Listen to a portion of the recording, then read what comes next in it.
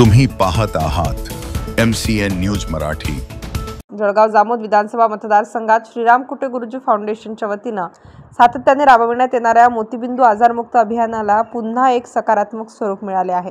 या अभियानांतर्गत 21 जुलै रोजी अबाल, वृद्ध व गरजू माता भगिनींना मोतीबिंदू शस्त्रक्रियेसाठी श्रीराम कुटे गुरुजी फाउंडेशनच्या वतीने शेगावच्या सईबाई मोठे उपजिल्हा सामान्य रुग्णालयात पाठवण्यात आले आहे।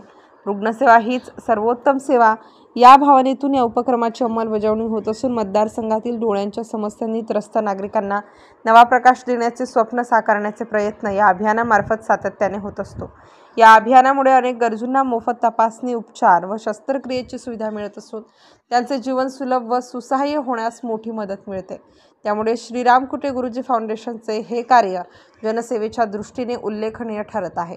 श्रीराम कुटे गुरुजी फाउंडेशन व बुलढाणा अर्बनच्या संयुक्त विद्यमाने जळगाव जामोद विधानसभा मतदारसंघ मोतीबिंदू मुक्तीकडे वाटचाल करीत असल्याचे यावरून दिसून येते। रुग्णांना शेगाव पुढे रवाना करताना श्रीराम कुटे गुरुजी फाउंडेशनचे डॉक्टर काळपांडे, डॉक्टर नंदू तायडे, गजानन मानसकर, गुरुजी प्रमोद कुटे यांच्यासह सहकार विद्या मंदिरचे प्राचार्य विनायक उमाळे, राजेश राठी, गजानन खरात यांची उपस्थिती होती।